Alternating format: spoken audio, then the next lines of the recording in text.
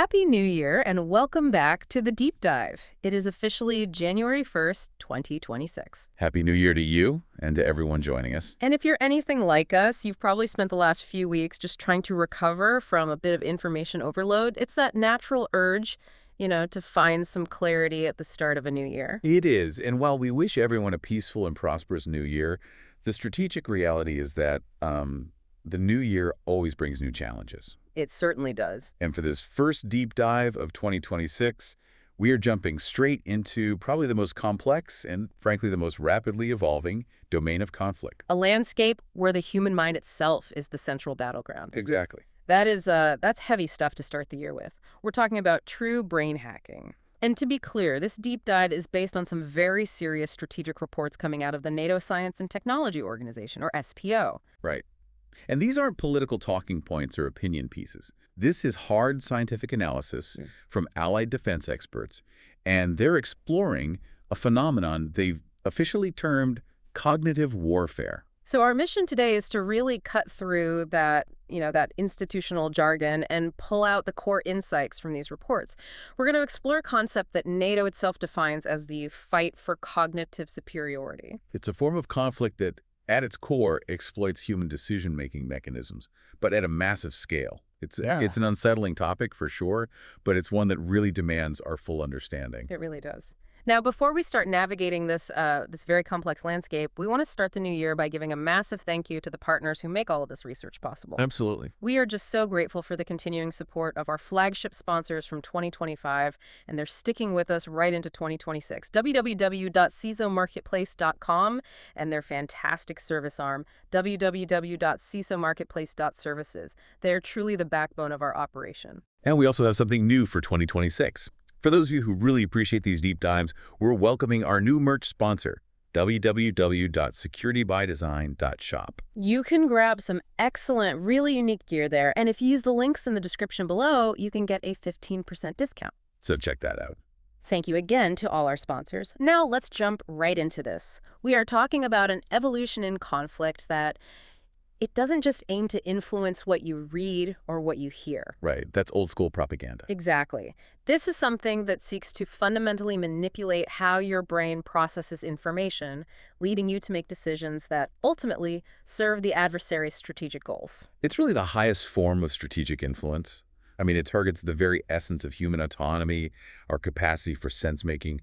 The big challenge, and the NATO reports are very clear on this, is that adversaries are now exploiting the very openness of our democratic societies. And they're using all the new tech to do it.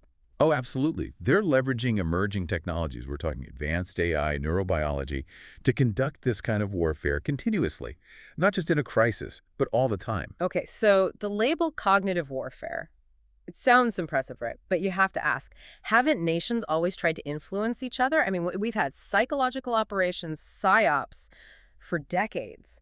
Information operations, info ops, cyber. That's a crucial distinction to make right at the start. So the sources, they define cognitive warfare, or CW, as the convergence of those traditional tools you just mentioned. Psyops, info ops, cyber. Right. All of those, but, and this is the critical part, married to these incredibly rapid advances in artificial intelligence and biotechnology. So it's the combination that creates something new. It's the combination that changes everything. The goal is no longer about achieving some local tactical influence. It's about achieving and maintaining what they call cognitive superiority and doing it on a continuous strategic scale. So if the definition is a convergence, how does that actually change the game on the ground? What makes it a strategic leap, not just, a tactical evolution? Well, it's fundamentally different across three key dimensions. Yeah. Scope, method, and timeline. Okay, let's break those down. Let's start with scope and target. All right. So traditional operations like PSYOPs and info-ops, they've defined boundaries. They're designed to target specific approved audiences. Maybe it's an enemy unit or a specific political group in a certain region during a campaign. So they're mission-specific, precise tools for a temporary defined goal. Yes, exactly. CW it breaks that constraint entirely. It targets the whole human domain. The whole human domain. What does that mean in practice? The sources emphasize this includes mass consciousness, governments, our own military personnel, and civilians. Everyone. It is not limited to a specific mission. So the goal shifts. It's not about influencing one policy or one battle anymore. Now, the goal is now to destabilize the entire social and political structure of the target nation. Targeting mass consciousness Yeah. that suggests the civilian population is now seen as a primary, a weaponizable vulnerability, not just a passive audience to be persuaded. So it's a perfect way to put it. It's a fundamental recognition that our social cohesion is a strategic asset, and it's an asset that's under constant attack. And if that trust breaks down, If trust breaks down between citizens and their institutions, government, science, media, the entire national decision-making capacity just collapses from within. okay, so that's the scope. What about the second dimension, the method of attack? The how. Right. Traditional operations, they rely mostly on communication methods, messaging, media, rhetoric. They're trying to shape the information environment. They're trying to convince you of a narrative. They're fighting in the information space around the target. Precisely.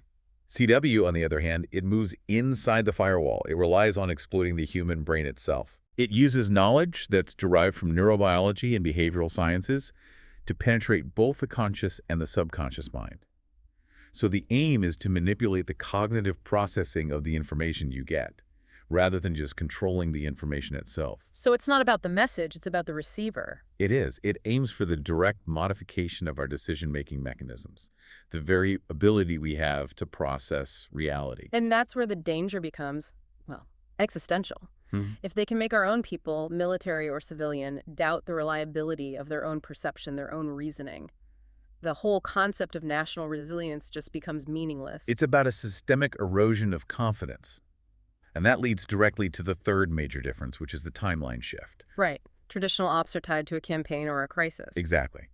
But CW, as these NATO reports detail, operates on a continuous strategic timeline. It's engineered to create complexity and chaos permanently, and always below the threshold of armed conflict. Which means we can't really talk about peace and war as two separate states anymore. They're blurred. If the mine is the battlefield, we are always engaged. This is gray zone warfare made permanent. That is the core strategic takeaway for the Allies. Adversaries are using these tactics continuously to blur that line between peace, crisis, and full-on conflict. The goal is to destabilize our internal trust, to fray the social contract long before or maybe even in place of any overt physical warfare ever starting. So you're targeted in peacetime. You're targeted in peacetime to ensure that you're already divided, you're polarized, and you're cognitively compromised when a real crisis hits. Like a pandemic. Like a pandemic or a major military deployment. The preparation for the conflict is the conflict itself. I wonder if that concept, that continuous timeline, makes defense inherently so much harder. Because if we can't label it war, then traditional military responses are limited, right? It forces us into that really challenging whole-of-society response that I know we're going to get into later. Absolutely. The response requires continuous vigilance, not just a crisis posture. The sources provided a really good analogy to illustrate this leap from InfoOps to CW. An analogy would be helpful. Yeah, this is all very abstract. Let's use a political debate setting. So, if we look at traditional InfoOps or PsyOps, they're like a highly skilled political debater. Okay. They might use persuasive rhetoric, maybe they'll introduce some factual distortions, or rely on emotional appeals to convince the audience to vote for their candidate. They are trying to win the argument using communication tools. The audience might be misled, but their core ability to judge and process it's still generally intact. The system of democracy, the act of independent critical thought, it still functions, even if it's being heavily biased. Correct. Now, consider cognitive warfare. CW is not interested in winning the vote.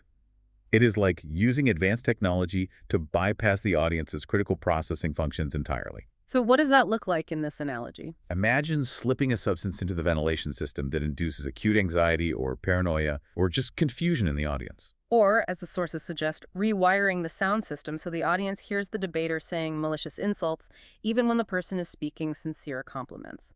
Exactly. The input itself is corrupted at the level of sense-making. That's the strategic difference, then. That is it. CW doesn't try to win the argument. It systematically breaks the audience's capacity to understand or judge the argument entirely. It ensures that the information received is distorted, leading the target, whether it's a commander, a citizen, a policymaker, to make complex decisions that align perfectly with the adversary's goals without ever realizing their decision was compelled. It's an attack on autonomy itself. Yes. And the real insight here has to be that this kind of systemic trust hack is only possible because of the sheer scale and precision and speed that modern AI gives them. That convergence is the critical force multiplier we need to explore next. Okay, so if the new objective is to break our capacity for sense-making, then we have to understand the process that they're targeting. And in military doctrine, every single decision, from the smallest maneuver to the highest strategic plan, it passes through the OODA loop. Right, observe, orient, decide, act. John Boyd's OODA loop. It's still the central framework for adaptive decision-making, Yeah. especially under stress. It's sequential, and its speed is what determines superiority. So let's walk through those steps, but focus on what each stage represents in terms of, information processing. Absolutely. So observe is the initial data collection. You're sensing the environment, gathering intel, looking at all the input. Step 1, data in. Step 1. Then comes orient, and this is the most critical stage. This is where all that raw data gets filtered, analyzed, and enriched based on your cultural heritage, your genetic predispositions, prior experience, mental models. It's the sense-making stage. It is the sense-making stage. This is where meaning is applied to data. It's where the human element, that capacity for judgment, is most active. Okay, and after orient. Then you decide. You choose a course of action based on the analysis you just did. And finally, you act. That's the physical or operational execution of that chosen decision. And the military goal has always been to run through that loop faster than your enemy. Get inside their OODA loop. But cognitive warfare, as you've described it, it's not about speed, is it? It's about corruption. It's all about corruption. So where are adversaries spending their efforts to get the maximum corruption of that loop? They are strategically targeting the orient phase. The reports are crystal clear on this. Before any sound decision can be made, an individual or a group has to make sense of ambiguous, complex, often contradictory situations. And that's where they strike. That's where they strike. Adversaries use technology to deliberately distort the information environment, the IE, specifically during that orient phase. So we're not just talking about dropping one fake news story. This is a systemic approach to overwhelm the target's ability to filter or evaluate information right when the stakes are highest. It's weaponized ambiguity, or, as the reports sometimes call it, the strategic introduction of weaponized complexity. Weaponized complexity. Yeah, by flooding the channels with tailored, high-fidelity disinformation, or even just vast quantities of true but completely irrelevant data, they overwhelm our cognitive capacities. This introduces critical errors in processing. And if your sense-making, your orient phase, is fundamentally flawed, Then every subsequent decision you make and every action you take will be wrong. which means they don't even have to attack the act phase, which is typically the most protected military function. They just need to make sure the commander thinks they're making the right decision, even though their underlying interpretation of the data is completely compromised. Exactly. The ultimate behavioral goal is forcing the target to act in a way that aligns with the adversary's objectives. And they often get there without the target ever realizing that their autonomy or their internal cognitive models were compromised. And this leads to these cascading failures in judgment and planning that are, for all intents and purposes, self-inflicted. Completely self-inflicted. So let's talk about the engine that's driving this, because it's the technological convergence that makes it all so effective. You mentioned neurobiology, AI, biotechnology. How are these different fields being synthesized to create what is essentially a cognitive weapon system? The convergence is absolutely essential. We're seeing these distinct fields start to merge to target human cognition with a precision that's just unprecedented. AI and big data seem to be the foundation. They are the strategic brains of the whole operation. AI and big data are used to process these vast streams of information, social media intelligence, biometrics, open source chatter, even classified data if they can get it, to build extremely accurate profiles of target audiences. They don't just find vulnerabilities, they quantify them. They quantify them. They identify the precise cognitive triggers, the emotional pressure points, the existing biases of an audience, whether it's an individual or a group. And once those vulnerabilities are identified, the AI just automates the attack, creating campaigns that are hyper-personalized. This is why things like deepfakes, which the reports specifically call out, are such potent tools in this new kind of warfare. Deepfakes are just the execution layer. They're the delivery mechanism. The real power of the AI is determining where and when to deploy a deepfake for the maximum psychological effect. Can you give an example? Sure. Imagine deploying emotionally triggering content, targeting, say, anxiety about economic insecurity, but it's tailored specifically to a localized trust dynamic in a very specific region. The AI provides the timing and the distribution model to ensure that weaponized information spreads faster than any human fact-checker can possibly respond. You also mention neurobiology and biotechnology. Now, if this isn't science fiction, we're not talking about physical implants in the brain. No, no, not yet. So what is the functional role of those sciences in the context of these influence operations? It's all about knowledge acquisition, which then feeds the AI model. These fields provide the essential S&T knowledge to understand the physiological and neurological mechanisms of reasoning, of trust formation, of sense mating. I see. So while direct, non-invasive brain manipulation is still developing, the understanding of how humans form trust, or how we react to sensory overload, allows adversaries to penetrate the conscious and subconscious mind with information tailored to exploit those deep biological pathways. So they're using the scientific understanding of the human hardware to write more effective software, which is the propaganda. That's a great way to put it. They are reverse engineering our cognitive operating system and then feeding it highly personalized bugs through hyperconnectivity. And that delivery mechanism, the ICT infrastructure, the internet, social media, that's the final piece of the puzzle. Correct. Hyperconnectivity and modern ICT infrastructure, they dramatically increase the speed of spread. It ensures that weaponized information can overwhelm human cognition before our critical processing or societal fact-checking mechanisms can even activate. The network itself, the thing we rely on for democracy and commerce, becomes the perfect conduit for the attack. Which brings us back to that GPS analogy. It really does perfectly encapsulate the sophistication of this convergence. It does. Let's think about human decision-making as a high-end GPS system in a car. Traditional warfare might be jamming the signal so the car just stops. Info-ops might be feeding it false traffic data, causing a detour. In both cases, the driver knows they've been interfered with, but the core system itself is sound. But the threat of CW is far more subtle, far more insidious. Cognitive warfare, leveraging AI and neurobiology, is like hacking the GPS software itself. It rewrites the underlying navigation algorithm based on the driver's known habits and psychological weaknesses. So the driver trusts the device completely. Implicitly. They believe they are following the fastest, safest route home, and they voluntarily drive toward the adversary's objective. Maybe it's a protest site, a compromised military checkpoint, or even financial ruin, all while retaining the subjective belief that they are acting autonomously and correctly. The terrifying implication there is that the target becomes their own agent of destruction. They're driven by a corrupted internal logic, not by an external force. That has to be the ultimate strategic victory for an adversary. It's control without physical coercion. And because it happens continuously, below the threshold of conflict, the damage is long-term, it's systemic, and it's incredibly difficult to reverse once that fundamental trust is broken.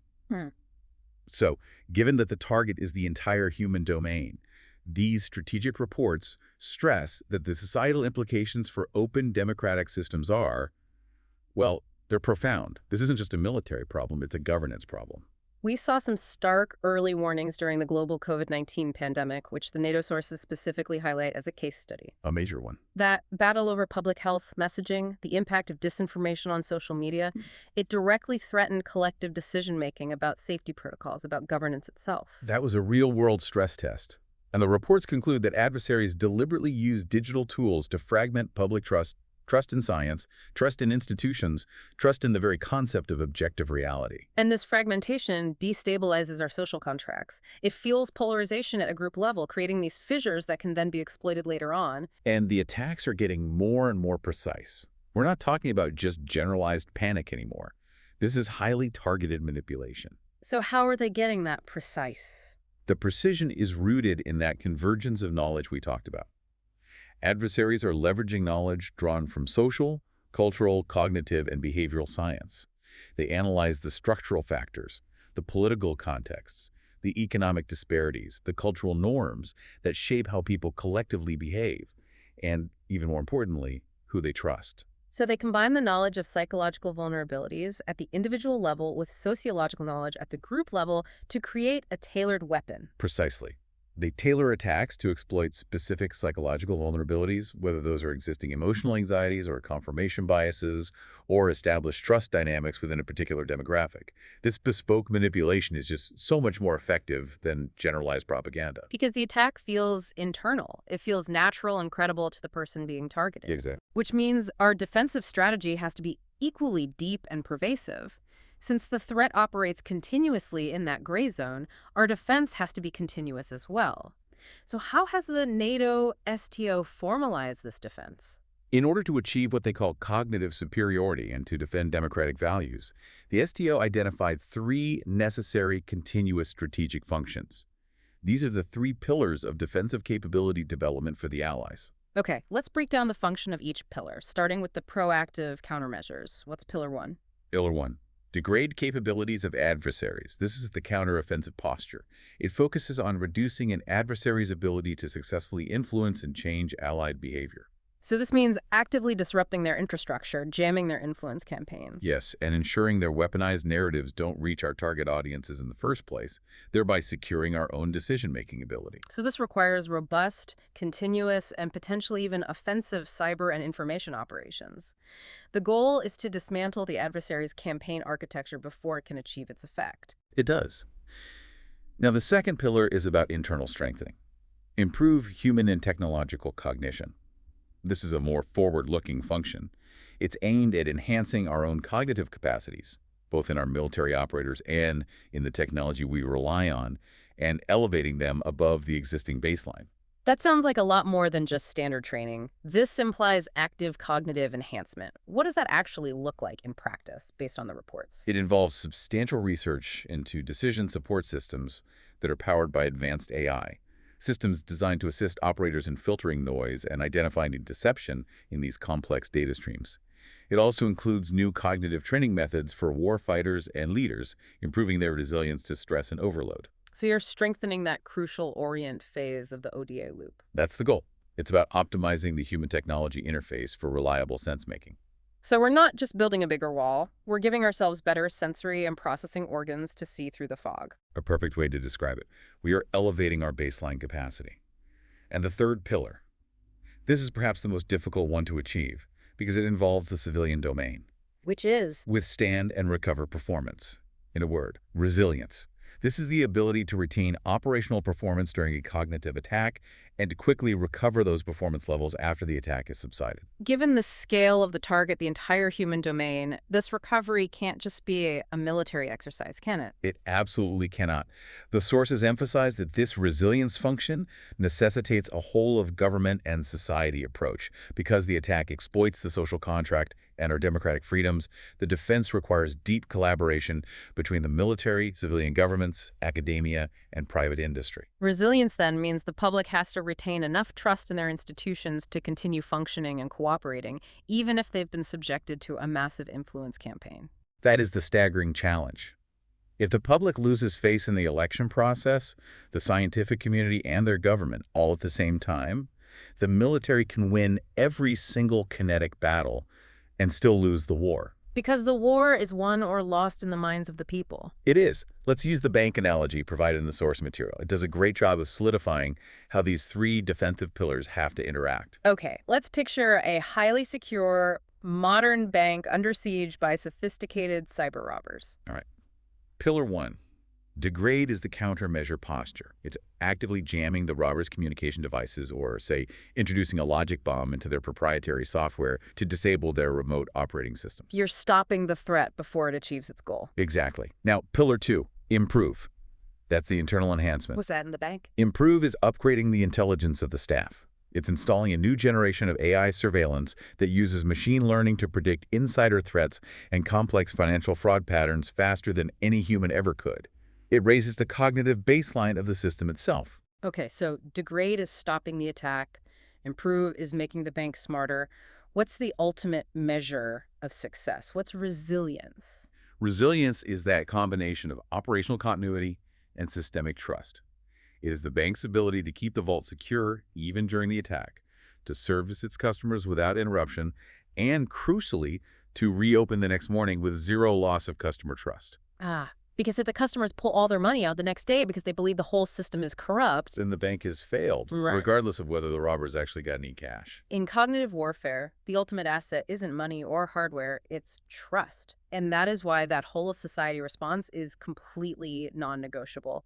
So to execute these three defensive functions, degrade, improve, and resilience, NATO needed a robust scientific framework, something to guide all the research and investment. And that's the STO's job. Their research mandate is precisely to translate this kind of complex research into actionable analysis to anticipate technological disruption. It is. And that anticipation led them to formally recognize CW. In 2022, the NATO Science and Technology Board established cognitive warfare as a strategic research challenge, labeling it a CPW. And that designation triggered a massive response. The sources noted that 20 separate research activities were initiated as of April 2025. A huge undertaking. And to manage that volume and ensure a systematic approach, the STO's Human Factors in Medicine Committee, the HFM, developed the House model. The House model. It provides the architectural blueprint for understanding this incredibly complex, multidimensional conflict. So what is its core function for NATO planners? What does the House model do? Its function is to systematically organize all the necessary scientific and technological S&T knowledge that's required to both understand and counter CW. It provides a common language for allies who are working across all these disparate fields. And importantly, the reports highlight that the model can be used for both BLUE team analysis Defense, mitigation, resilience. and RD team analysis. Adversarial strategy, vulnerability identification. You absolutely must understand how the attack is built to be able to effectively defend against it. Okay, let's break down the architecture of this House model. It's built on 3 foundational pillars representing the core S&T knowledge needed, and then 4 cross-cutting force multipliers, which are called bars, that explain the attack mechanism. We can group the 3 pillars as focusing on the target system itself. You've got the hardware, the software, and the environment. All right, so starting with the hardware, the first pillar is cognitive neuroscience. Right. S&T is needed here to understand that foundational layer. The physiological and neurological mechanisms of our reasoning, our sense-making, our memory, cognitive load. This is essential for understanding how external stimuli weaponized information translates into neurological effects and eventually into flawed decisions. So understanding the brain's wiring. Next is the software, cognitive and behavioral science. This focuses on the psychological level. Here, S&T is needed for psychological knowledge on social interaction, emotion, communication, how we form trust, and how we make decisions under uncertainty.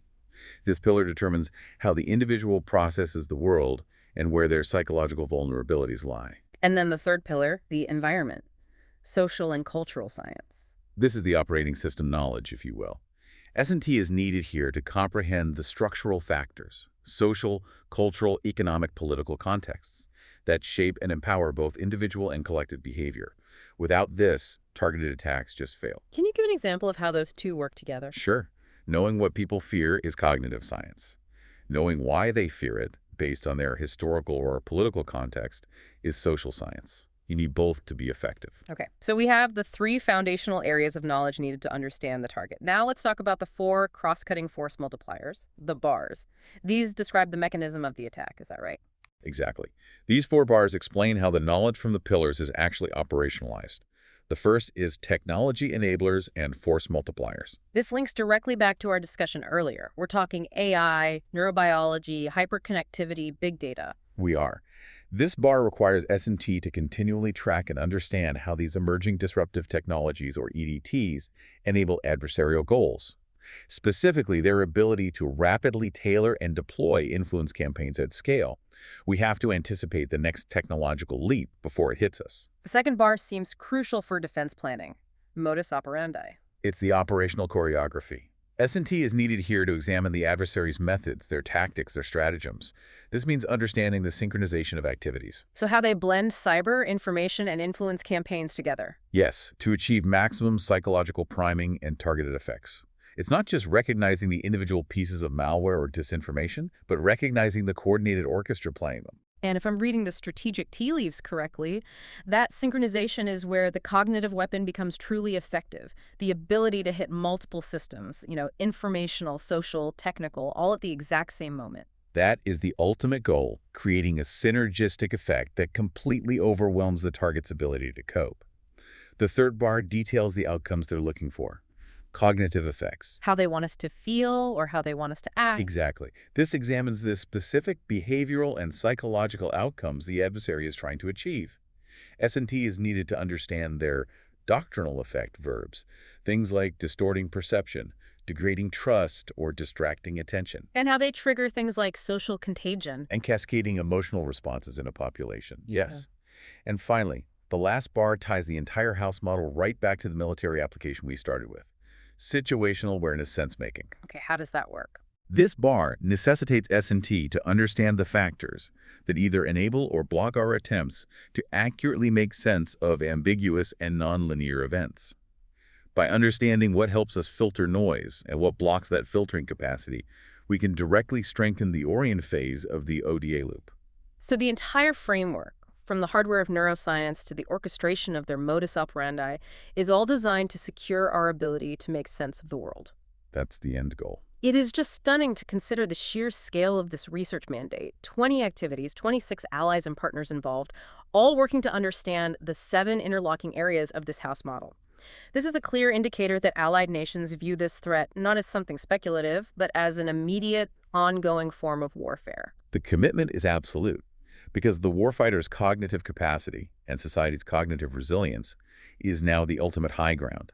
If our commanders and our citizens cannot process data accurately, the ability of the alliance to function in a crisis or even in peace collapses. So securing our ability to think clearly is paramount. It is. The complexity alone, the sheer volume of information that the modern commander or even the modern citizen has to process, that is itself a weapon. It is the ultimate form of weaponized complexity. Hmm. And the defense against it must be as comprehensive and as continuous as the threat itself. So we started the new year by diving into what is arguably the most sophisticated threat on the strategic horizon, cognitive warfare. And what we've really established from these NATO reports is that this is so far beyond propaganda. It really is. It is the digital conquest of the human mind. It uses the convergence of AI, neurobiology, and hyperconnectivity to hack our decision cycles, that OODA loophole, while operating continuously below the threshold of traditional armed conflict. And the key realization from all this is that the allies and our partners, we are likely already operating in an era of continuous strategic warfare. This warfare targets the entire human domain, which means our defense is fundamentally reliant on a whole-of-government and society approach. There's no other way. No other way. The defense has to be multifaceted, using those 3 strategic pillars the STO identified: degrading the adversary's capacity, improving our own cognitive capabilities, and ensuring a profound societal resilience. You know, when we look back at the ancient masters of strategy, they understood the intrinsic value of creating confusion. Sun Tzu famously wrote, "The whole secret lies in confusing the enemy so that he cannot fathom our real intent." And today, the enemy is using advanced automating technologies like AI and deepfakes to weaponize information against us, aiming to make us the confused and compromised target audience. Which, given the complexity and speed of these continuous precision-targeted attacks, leads to a pretty provocative question we should leave you, the listener, with. And the question is this: if the adversary can tailor the attack to your individual psychological vulnerability, how do you as an individual ensure that your own cognitive processing remains trustworthy, accurate, and dependable when the entire goal is to make you voluntarily drive off the cliff? That is the challenge of 2026, a permanent fight for cognitive superiority. Thank you so much for joining us for this crucial deep dive. A pleasure as always. We really encourage you to look at the source links and explore the concepts of the house model for yourself. And we want to remind you that the deep dive is proudly supported by www.cisomarketplace.com and www.cisomarketplace.services, helping organizations secure their operational environments. And don't forget to check out our new merch sponsor for the new year, www.securitybydesign.shop, and use that 15% discount link in the description. Stay curious, stay sharp, and we'll catch you on the next deep dive. Happy New Year.